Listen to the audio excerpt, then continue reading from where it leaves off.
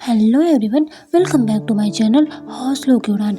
तो आज मेरे दिन की शुरुआत किचन के कामों के साथ हुई। और जैसा कि मैं ना यहाँ पर जो भी शेयर करती हूँ वो रियल शेयर करती हूँ, झूठ कुछ भी नहीं रहता। मैं आपको 4 घंटे 5 घंटे स्टडी दिखाई दूँगी तो उसमें जो भी लॉस होगा मेरा ही होगा, है ना।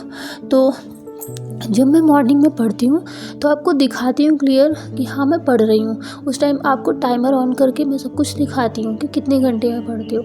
और देखिए, मैं एक माँ भी हूँ और एक एस्पिरेंट भी हूँ, हाउसवाइफ भी हूँ, माँ भी हूँ, एस्पिरेंट भी हूँ। तो सिंपल सी बात है, हम लोगों की लाइफ ऐसी एकदम स्मूथली नहीं चल सकती कि जैसा हम चाहते हैं कि अगर हमने जो चैलेंज लिया वो टारगेट हमारा उसी हिसाब से कंप्लीट हो जिस हिसाब से हम चाहते हैं ना। वो टारगेट हमारा घर और हमारा बच्चा इन दोनों की मर्जी से चलता है ना। जो ओनली हाउस वाइफ है ना, वो तो फिर भी एडजस्ट कर सकती हैं अगर घर का माहौल बहुत ही बुरा नहीं है तो, है ना। और नहीं तो मैं तो सच बताऊँ ना, जो गलती मैंने करी है ना वो मतलब जो अभी अनमैरिड है ना, जो अनमैरिड है उनके लिए बता रही हूँ, और जो मैरिड है ओनली उनके लिए बोल रही हूँ कि अगर आप अनमैरिड हो तो आप पूरी जी जान लगा के मेहनत करो। क्योंकि घर मेरे भी मायके का माहौल बहुत ही अच्छा था, मैं चाहती तो वहाँ पे मेरा निकल गया होता, लेकिन मेरी कुछ गलतियाँ ऐसी थी जो उस समय मुझे एहसास नहीं हुआ और मैंने नहीं किया, है ना। वो मिस्टेक्स करी, आज मैं भुगत रही हूँ। मैं कहती हूँ जो अनमैरिड है ना, जी जान लगा के मेहनत करो और इसको क्वालिफाई कर लो। बिल्कुल भी इसमें कोई लापरवाही नहीं करो, वरना शादी के बाद का जीवन बहुत ही ज़्यादा संघर्षमय होने वाला है। और जो मैरिड हैं उनके लिए मैं कहूँगी कि अगर आप चाहती हैं कि आप एक ओनली हाउसवाइफ बनकर मत रहो, तो अगर आप चाहती हैं कि आपके पास डिग्री है, डिप्लोमा है, आपको जॉब करनी चाहिए, आप उसके लिए भी बने हो, है ना। तो आप प्लीज़ बच्चे की प्लानिंग तब करो जब आप फाइनेंशियल अच्छे से हो जाओ, क्योंकि फाइनेंशियल कंडीशन भी बहुत मायने रखती है एक बच्चे की परवरिश के लिए, है ना। क्योंकि मैं इन 2 राहों से ना बहुत ही अच्छे तरीके से गुज़र चुकी हूँ और मुझे बहुत अच्छे से पता है कि किन तकलीफ़ों के साथ गुज़रना पड़ता है ना। तो अगर आप इन कंडीशन में ना, इन 2 कंडीशन में ना, तो प्लीज़ बहुत अच्छे से मेहनत करिए। सब कुछ भूलकर, सब कुछ इग्नोर करके आप सिर्फ़ और सिर्फ अपनी स्टडी पे फोकस करो, क्योंकि शादी के बाद का जीवन संघर्षमय होता है। दूसरा, माँ बनने के बाद तो बहुत ही ज़्यादा संघर्षमय जीवन होता है ना। कभी फाइनेंशियल प्रॉब्लम की वजह से मेंटली इंसान डिस्टर्ब होता है, कभी घर की प्रॉब्लम की वजह से मेंटली डिस्टर्ब होता है। यानी कि आप ये जो सोचो ना कि मेंटल पीस पूरी तरह से खो गया होता है, और उस दौरान व्यक्ति फिर भी अपने सपनों को जिंदा रखता है उन परिस्थितियों में भी और आगे बढ़ता है। तो जब आप इन परिस्थितियों में भी अगर आप खड़े हो रहे हो ना अपने सपने के लिए, तो ये मान लो कि इसके लिए बहुत स्ट्रांग बनना पड़ता है ना। तो आज वही हुआ, मैं नाइट में हस्बैंड लेट आए, उनकी वजह से पहले मेरी नींद लग गई, फिर उनकी वजह से नींद डिस्टर्ब हुई, फिर मैंने 1 घंटे की स्टडी नाइट में करी। मैंने उसका कुछ भी शूट नहीं किया, क्योंकि फिर वही लाइट ऑन ऑफ करना, थोड़ा सा वो इधर उधर होना, तो फिर उनका भी देखो, कोई भी होगा वो भी ऑफिस से थक के आती हैं तो वो भी नहीं समझती। मतलब यही कहते हैं ना कि कोई नहीं समझता यार, जब इंसान संघर्ष कर रहा होता है ना तो इंसान अकेला होता है। और जब एक लड़की जॉब में लग जाती है ना, उसकी वजह से पूरा घर खुशहाली में आता है, वो चीज़ कोई नहीं देखता, वो सब बाद में देखता है ना। जब व्यक्ति संघर्ष कर रहा होता है उस वक्त कोई साथ नहीं होता सिवाय खुद के, ठीक है ना। तो वही फिर उसमें नींद डिस्टर्ब हुई। इसके बाद फिर बेटू को इस समय सर्दी खांसी हो रखी है, तो वो वॉमिट करने लगे 4 बजे से, तो वो नींद डिस्टर्ब हुई। इसकी वजह से ये सब उथल पुथल की वजह से मॉर्निंग हमारा जो तो स्टडी नहीं हो पाई। सीधे किचन में गए, पापा जी को ऑफिस निकलना था, उनकी प्रिपरेशन, चाय नाश्ता और लंच वगैरह प्रिपेयर करना, हस्बैंड के लंच प्रिपेयर करना, फिर बच्चे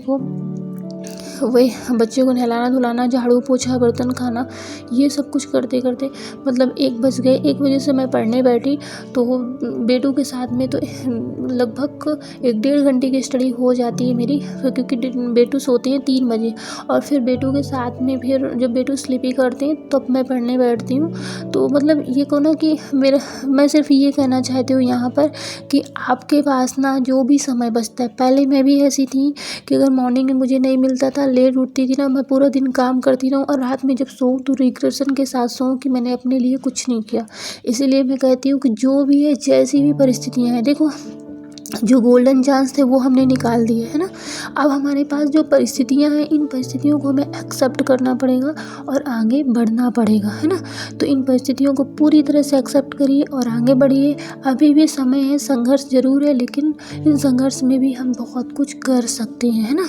जो हमारे सामने, जो हमने खोया है, वो सब कुछ भी हम पा सकते हैं। हाँ, ये है कि जो मंजिल हमें 6 महीने, साल भर में मिल जाती, आज उस मंजिल को पाने के लिए हमें 2 से 3 साल, 4 साल का समय लग रहा है। पर समय लगने दो, सब्र का फल मीठा होता है और हमें बहुत ज़्यादा हमारे अंदर हमें पेशेंस के रखने की ज़रूरत होगी, क्योंकि हम जिन परिस्थितियों से, जिन माहौल में अपने सपनों को पूरा करने की कोशिश कर रहे हैं, वो समय, उस समय में हमें बहुत समय लगने वाला है। पर हाँ, अगर आप अंदर पेशेंस रखोगे तो सच बता रही हूँ ना, ये ऐसा कोई भी व्यक्ति नहीं रहा होगा जिसने संघर्ष किया होगा और सफलता ना मिली हो, है ना। तो हमें बीच रास्ते में बिल्कुल अपने सपनों को नहीं रोकना है। अगर हमने इन 3 साल, 4 साल अगर हमने लाइफ के बर्बाद किए हैं या हमने मेहनत में डुबोए हैं, हमने सुबह उठी है, सुबह हम सुबह की नींद को अपने के साथ हमने समझौता किया है, तो आगे भी करते रहेंगे जब तक हम उस मंजिल को नहीं पा जाते। ये अपने अंदर जिद ठान लो। फिर इसके बाद शाम होती है, सोकर सुबह 5 बजे सोकर उठती है।